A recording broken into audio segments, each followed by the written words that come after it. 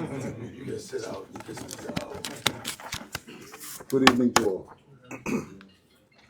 Sorry for the quality of my voice.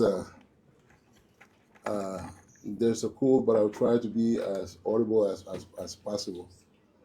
Uh, I know this has been long anticipated, and we all have been waiting for this moment.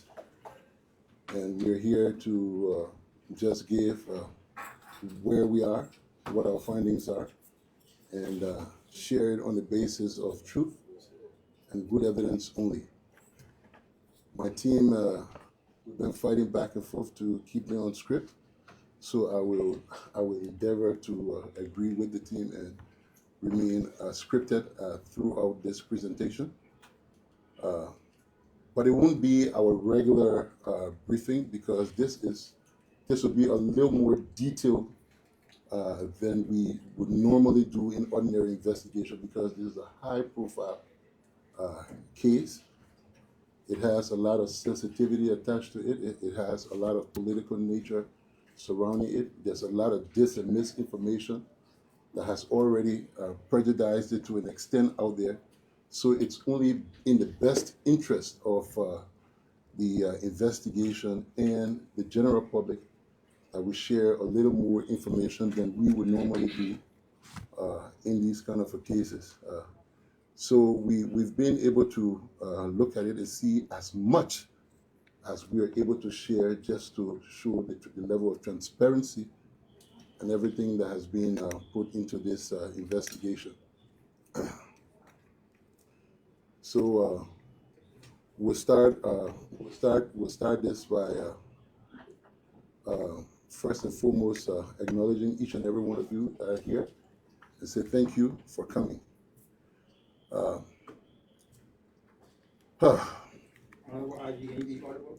Well, I am.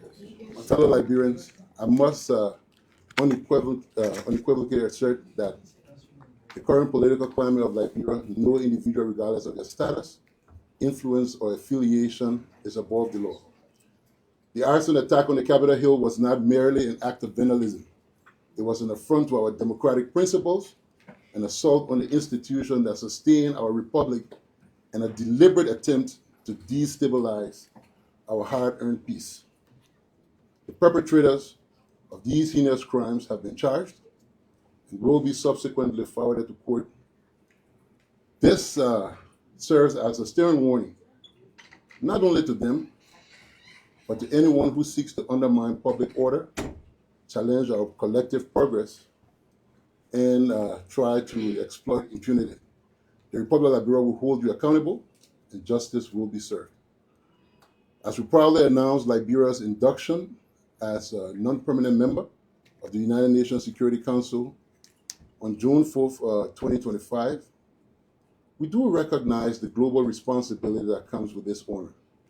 To hold this obligation sacred, Liberia must now exercise maturity befitting its role on the world stage, maintaining peace and stability within our borders, and upholding the rule of law is no longer just a domestic concern. It is a paramount international obligation, and we do not take it lightly. The Liberia National Police is guided by law, driven by empirical evidence, and firmly rooted in constitutional mandate to safeguard lives, right, and dignity of every Liberian. We're not instruments of political expediency, we're guardians of national stability.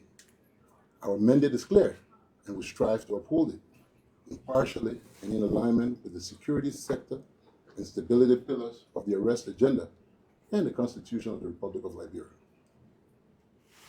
In collaboration with our national and international partners, we're enhancing public safety through many targeted initiatives. These include robust traffic enforcement, expanded community patrols, and proactive community awareness campaigns designed to prevent, detect, and investigate crimes. Our mission is to assure that all within our borders, citizens and residents alike, are kept safe, and to succeed, we need the continued cooperation of each and every one. Let me be clear. No one who violates the law of the Republic of Liberia will walk with impunity. The era of tolerance for lawlessness is over. Liberia will not flourish in the shadows of disorder and indiscipline. Accountability must prevail at every level of our society. This moment marks the beginning of a new chapter in which the Liberia National Police remains resolute in its duty.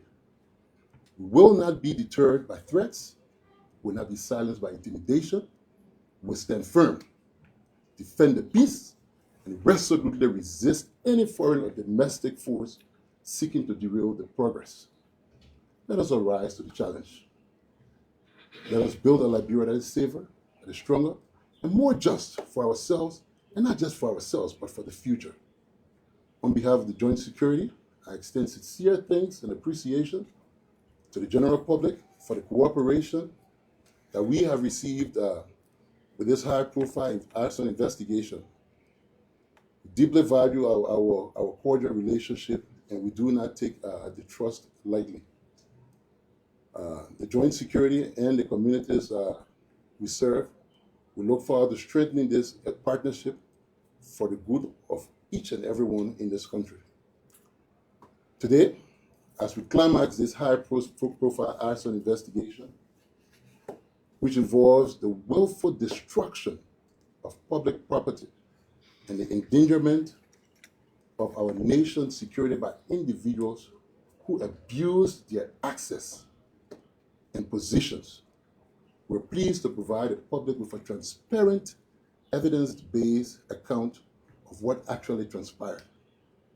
And that is why, like I said earlier, this is not a regular case. So we will endeavor to go a little further and tell you as much as we can. So we've gone back to the history of the case to give you timeline, background of some of these events that led to this particular issue. In October 2024, tension ensued amongst members of the House of Representatives over efforts to remove a former House Speaker, Honorable Jonathan Fonati Koffa, and these disputes intensified over time, requiring law enforcement intervention. November 8, 2024, Thomas Isaac Etheridge, staff of former Speaker, and Patrick Moore seized the keys of the Deputy Chief Clerk office, indicating signs of sabotage. November 10, 2024, the joint chambers were vandalized, chairs were destroyed, electronics destroyed, wires damaged, and making it completely incapacitated. November 11, the Liberia National Police began an investigation. The Capitol Building Security Director, Mr. Bala Coleman, and others were invited to police for questioning. These were some of the things these are some of the initial things that we did to start this investigation. I'm just laying it out so that you can understand, the steps that we've taken our intervention into this issue. And I know there were a lot of back and forth as to what police was doing there, what was police role and stuff. Strictly law enforcement. We had no fish to fry into whatever else was there. When the law is being violated, we step in and we make sure we enforce it. On December 10, 2024, the police investigation did establish that suspect Kivi Ba, alias Kaba, and John Yanati attempted to ignite fire on a circuit breaker panel on the second floor using gasoline. This was an act. This act was a precursor to the larger plan to destroy the entire Capitol building. We started to follow the escalation. Most of you who are journalists who have been assigned in those areas, you saw on a daily basis, week by week, there was a steady escalation in the violence at the Capitol. Every week, it was another thing. It was another thing. So all we had to do as law enforcers, just to make sure we go there, play our part, keep everybody safe, and get the day by. We go up to December 17th, and December 17th was the day of the protest. On the protest, there were acts of violence. People refused to take law enforcement order. They refused to disperse. On that day, one of our officers, Sergeant Amara Ability, was mercilessly beaten and left for dead because they left him knowing that they had killed him. We were able to gather sufficient evidence indicating that they had believed that he was dead before they left him.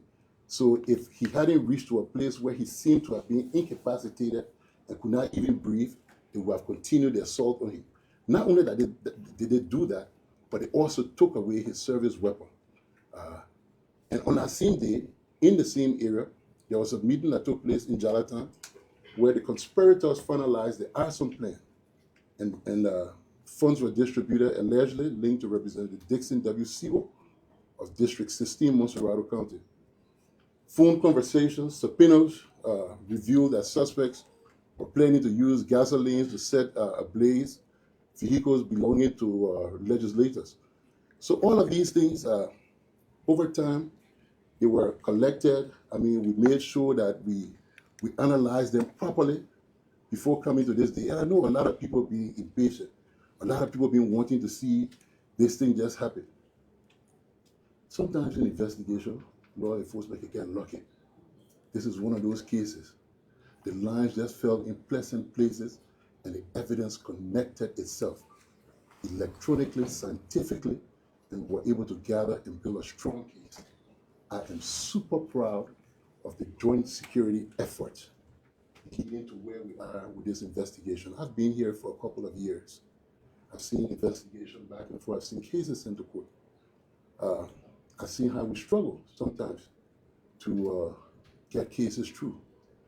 This is one time that I'm 100% super proud of the capabilities of the joint security. They say there's unity, there's the strength in unity. The unity of the joint security has led us to these successes that we now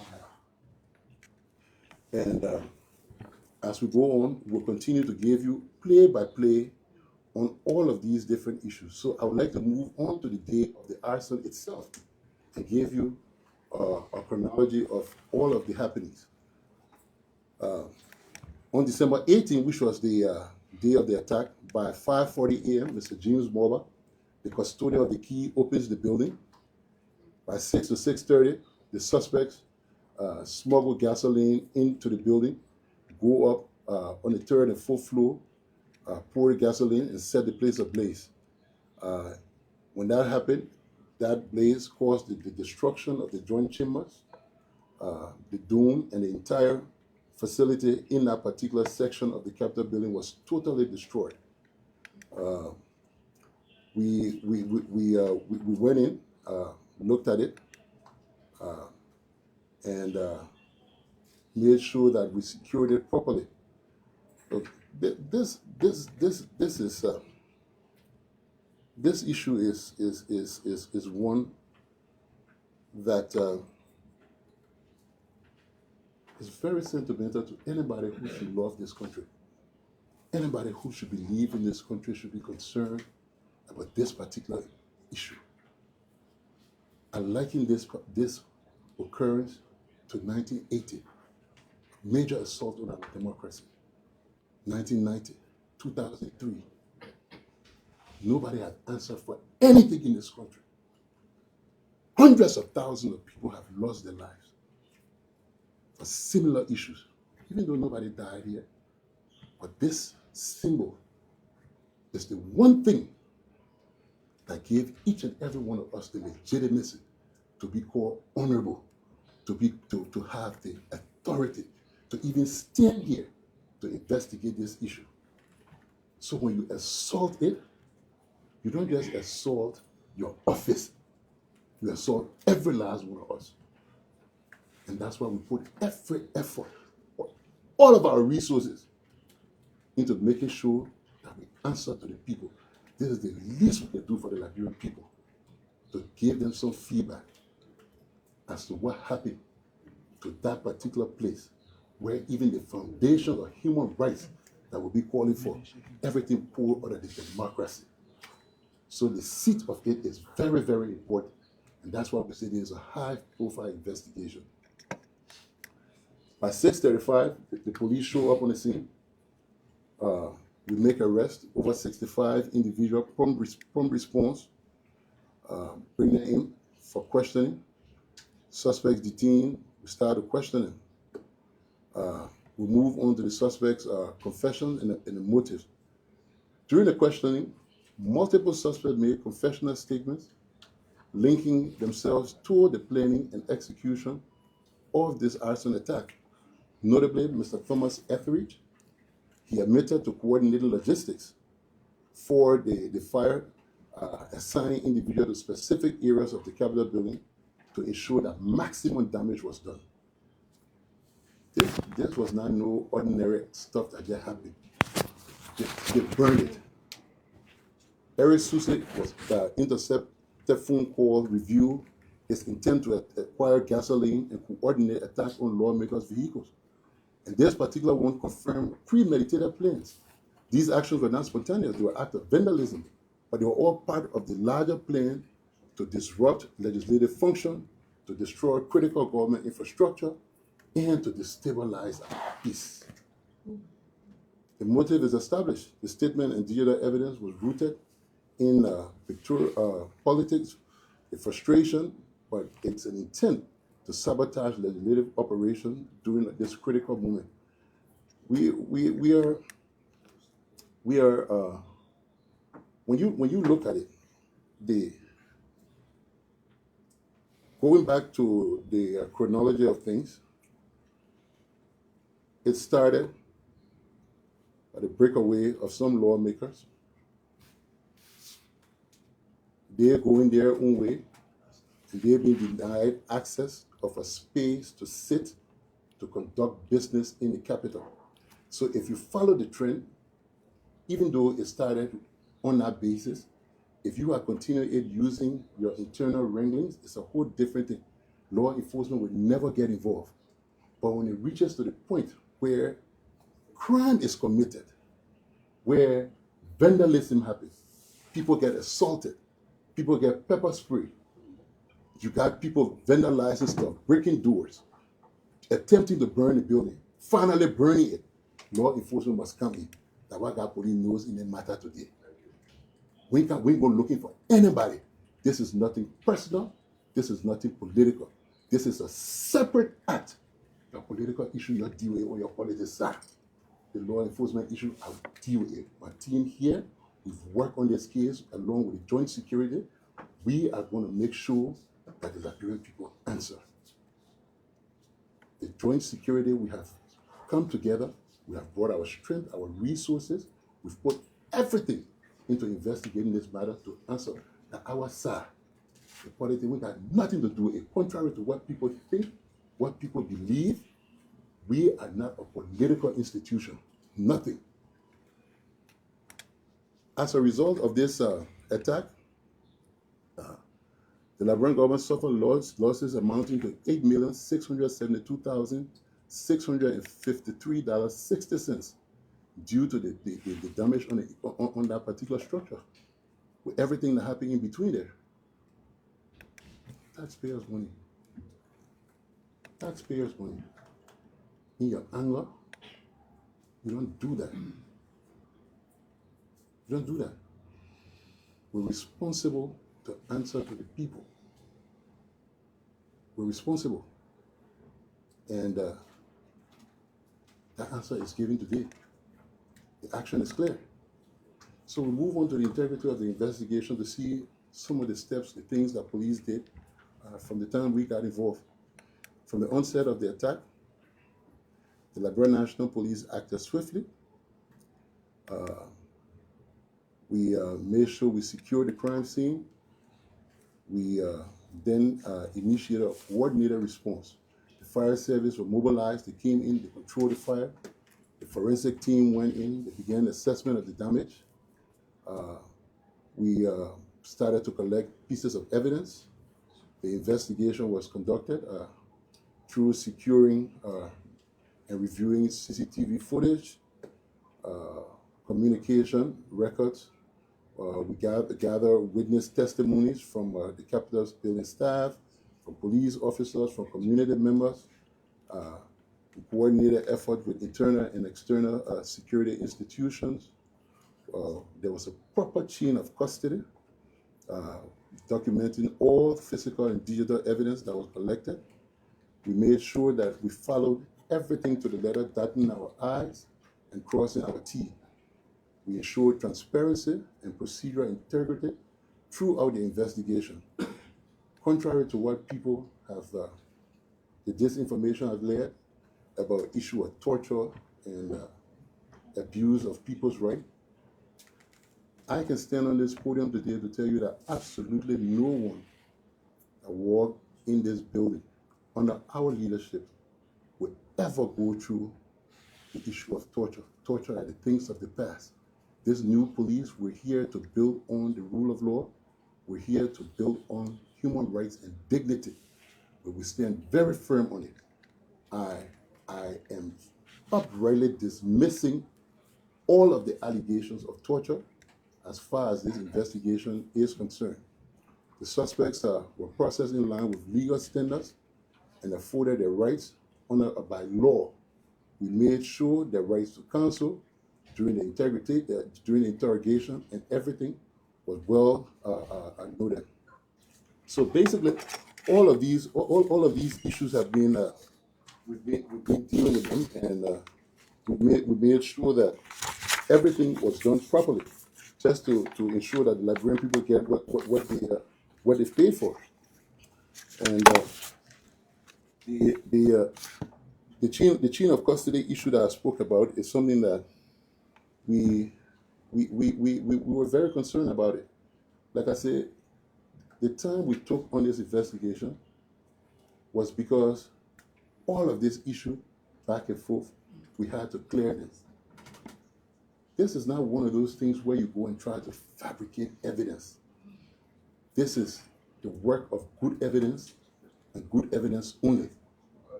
So we had to scrutinize every last piece. January 6th happened, the people still investigating it up to now. And I can tell you they have so much more resources than we will ever have probably in our lifetime. But we've been able to make sure that we deliver at least within the earliest possible time, so that the Liberian people can understand that we don't take this issue lightly. So we'll move on to some of the suspects that have been arrested. We have gone to the extent of giving them all of their due rights, and ensuring that all of the privileges that the law provides for are being accorded them, even those who are in prison, which we cannot speak about.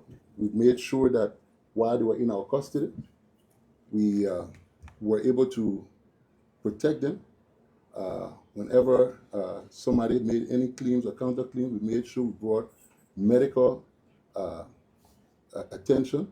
We even had to take suspect to not just any ordinary place, the AMI center right here, which the police can't afford, but yes, because of the same blaming back and forth, we made a sacrifice, and the doctors there with the medical report did dispel every last one of the claims that were made regarding the whole issue of torture. So we have some, at this point in time, we have those who are charged and are already behind bars. So we'll just recap the names. We're going to have all of this information printed and shared with you all. Detailed information listing the charges, the different sections from the penal code, just so you can have for your own text and for reference for your reporting purposes. But those who are charged right now and behind bars, we have Mr. Thomas Isaac Etheridge, who was an employee of the Capitol Building, Chief of Maintenance, Office of the Representative, Honorable Jonathan Fonati Koffa. He was involved in damaging the chambers on November 10th and subsequently burning it on December 18, 2024. He's been charged with the following crimes under the revised Penal Code of Liberia: arson, criminal mischief, reckless endangering another person, criminal attempt to commit murder, criminal facilitation, criminal solicitation, criminal conspiracy, and release of destructive forces. Mr. Etheridge was forwarded to court and is currently detained at the Monrovia Central Prison. We have suspect Eric Susse. He participated in the December 17 riot and the December 18 arson attack. He stole a police firearm, physically assaulted the police officer, and he's charged with the following under the revised penal code of Liberia: arson, criminal mischief, reckless endangering another person, criminal attempt to commit murder, like I mentioned with the police officer, criminal facilitation, criminal solicitation, and criminal conspiracy, rioting, failure to disperse, theft of property, and aggravated assault. So those are his charges. He's being forwarded to court, and he's now in detention at the Central Prison. Then we come to suspect Stephen Broad. Stephen Broad was an employee of the Capitol building. He was assigned to the maintenance department. He also participated in the December 18 attack, and he's charged with the following as well: arson, criminal mischief, reckless endangering another person, criminal attempt to commit murder, criminal facilitation, criminal solicitation, and criminal conspiracy. Excuse me.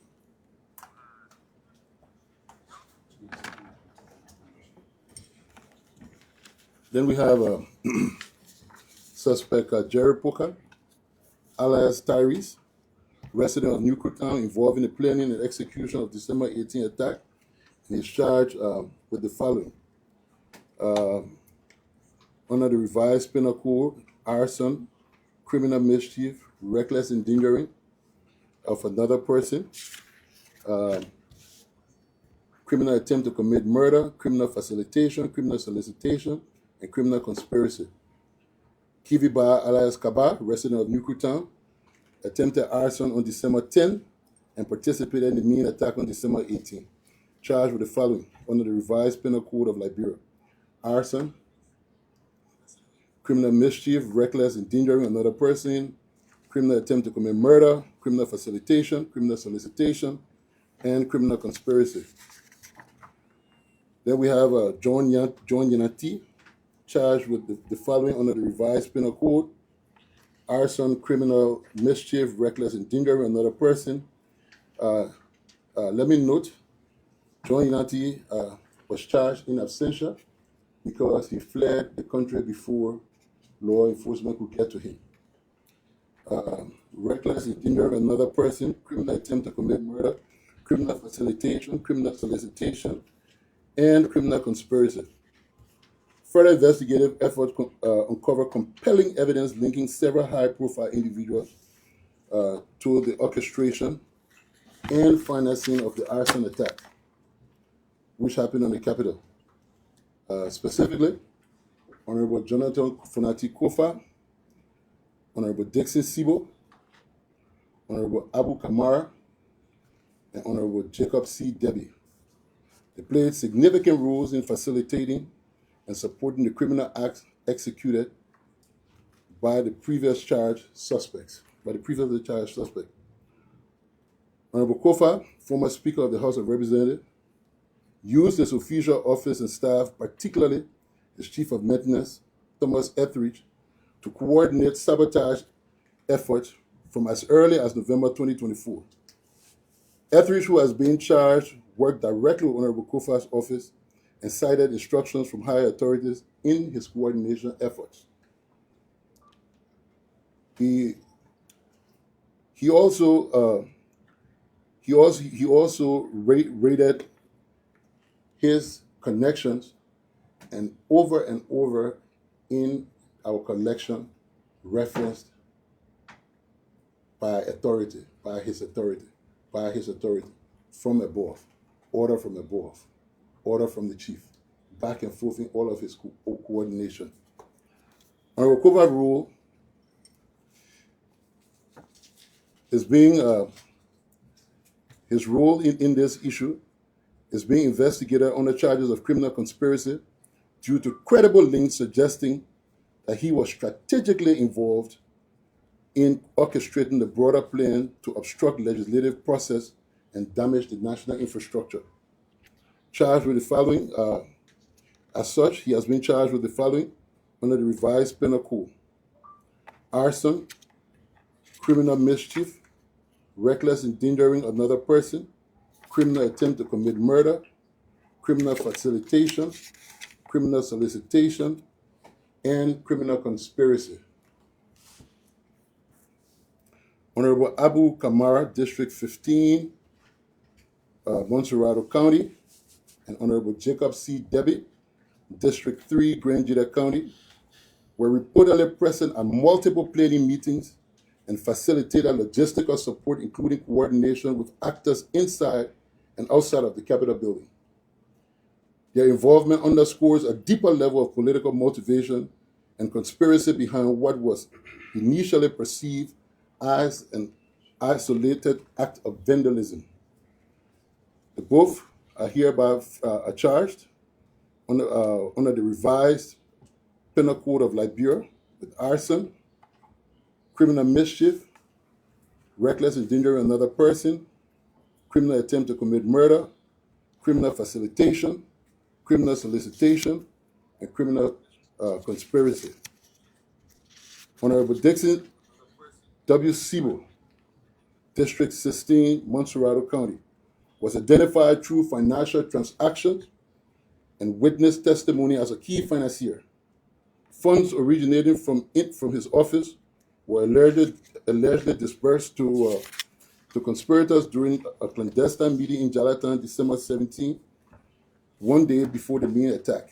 He also facilitated the escape and provided protection for key suspects linked to the investigation.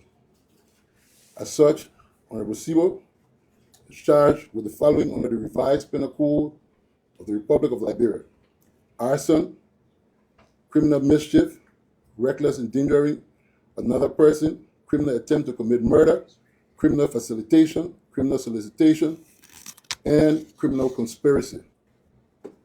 These individuals, though holding or having held positions of influence, are not exempt from accountability.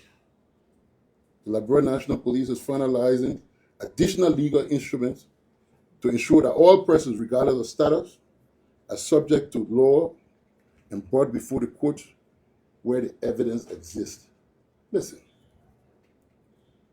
let the jury decide. You can think whatever you want to think. You can believe whatever you want to believe. There's remarkable work here. There's high evidence. We're sending one of the strongest cases the Joint Security have ever built to court, and we'll let the jury decide. Honorable Priscilla Cooper of District Number 5, Montserrado County, has been charged under the revised Penal Code with a criminal mischief, reckless endangering another person, criminal attempt to commit murder, criminal facilitation, criminal solicitation, and conspiracy. Criminal facilitation and conspiracy. Sorry, please. We also have charged in absentia Ms. Grace Johnson, who was the Chief of Staff, Chief of Protocol of Honorable Koffa's office, and Patient Investment, Chief of Office Staff of Honorable Koffa's office as well, and Amos Koffa, the elevator technician within the maintenance department of the Capitol building, are all charged with the following under the revised Penal Code of Liberia: arson, criminal mischief, reckless endangering another person, criminal attempt to commit murder, criminal facilitation, criminal solicitation, and criminal conspiracy. The destruction of the Capitol building's joint chambers represent a direct assault on the foundation of our democracy and governance. Some of the suspects identified are being held at the Memorial Central Prison awaiting trial. The prosecution will proceed with the full adherence to due process. We call on the citizens to remain calm, peaceful, vigilant, and support the national efforts as the charges of these suspects does not end the investigation, as suspects are still being identified, and as new evidence come about, new leads, other witnesses, other suspects could be identified in the case. Let this serve as a clear message.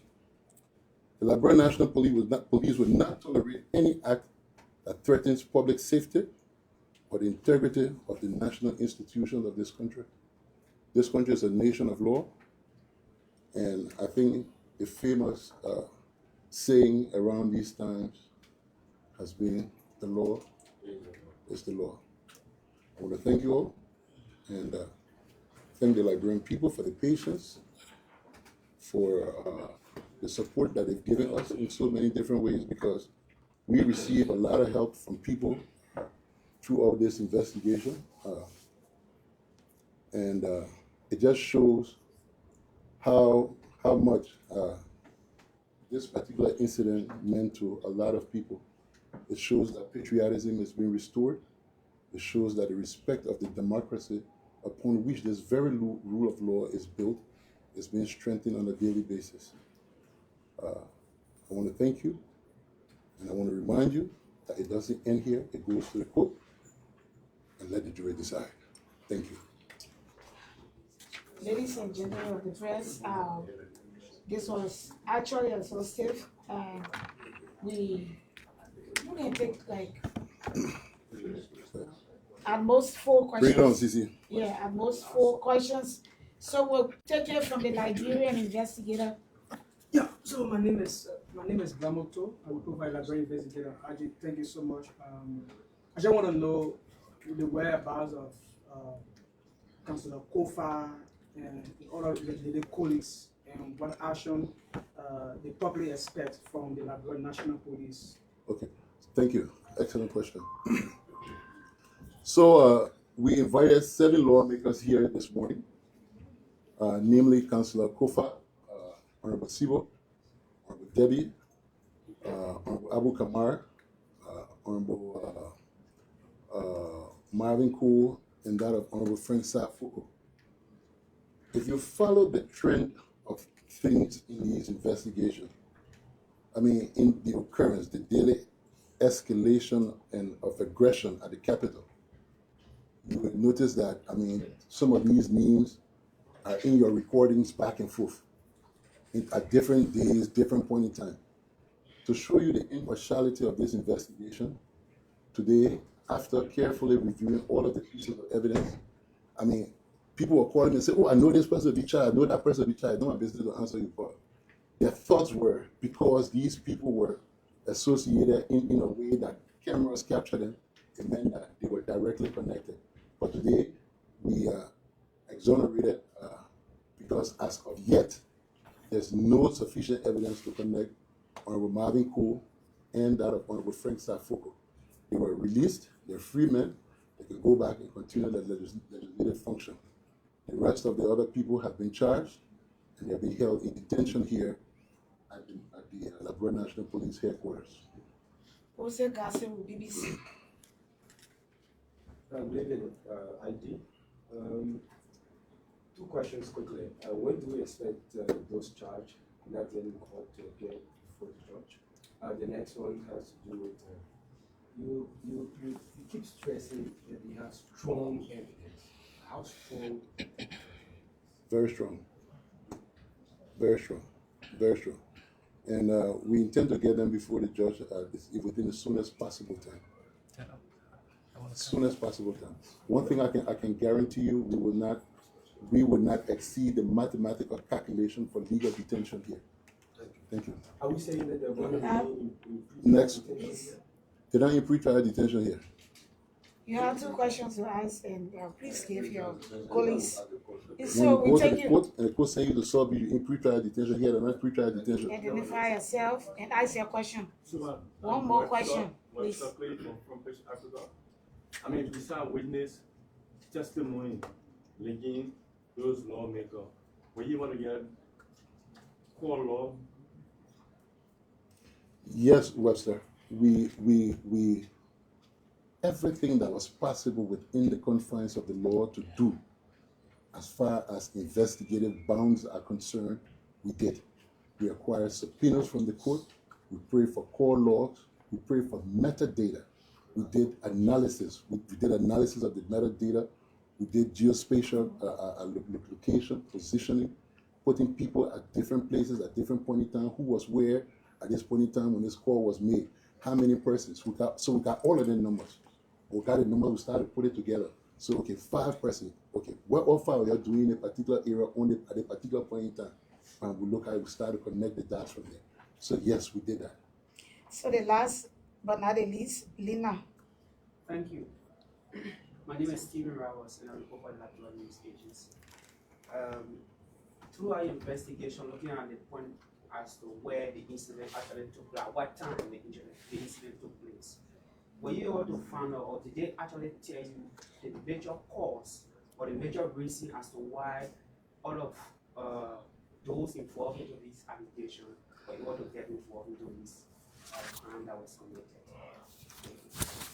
Well,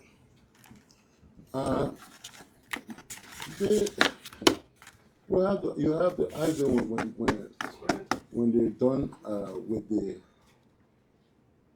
maybe after they get acquitted or after their sentencing, that would be a question for them. I didn't want to get personal, so the team that was doing the investigation was left alone. They acted independently. All I will receive is what they bring to me. We sit down, we all analyze it together. So the details and stuff, the investigative team, the people who spoke directly to them, I will not leave my office to go talk to the suspect. But the team did that. But I mean, that's a personal question that we could always ask them at some point in time. Chief, let me squeeze in Fabian Quia. Please. Yes, my name is Fabian. You can squeeze in 2 more. Okay. My name is Fabian and I report for LBS. My question Please has give to the do- lady a chance. My question has to do with the detention of the individuals I just mentioned. How soon do we expect them to be found in court? And another thing is that, don't you think by having them in jail over the weekend, their lawyers will prefer a habeas corpus? It's the rights of the lawyers to do so. I mean, these are the legal instruments that the police, I mean, that the law provides for. But I mean, they are right here in plain view. They're not hidden. If we had them in some cell that nobody knew where to find them or something, I mean, the lawyer would be concerned and run to the judge. But I mean, the law also provides a time frame for which the police can keep a suspect here. And like I said, it's a promise to you all. They won't go 1 minute beyond the mathematical calculation for legal detention. So, and the issue of release is that of the Constitution provides for that, but that has to be a whole different assessment on to make that discretionary authority, to use that discretionary authority. I have to be advised by the team as to all of the elements that could support that. For now, I haven't gotten any piece of advice. I haven't even seen the detention note yet, but I know that you're here. Okay, let me take you. Then you come in last, please. Okay, All my right. name is Carmen Lobo, and I just want to make a follow on hearing for the houses more. What did you hear from those accused? And I know. I do nothing. Oh, yeah. And so, I it's like, also heard that I don't have evidence as well. I also heard that this is political, so there's a lot of things that have been coming out of it. But like I said, let the jury decide. Thank you.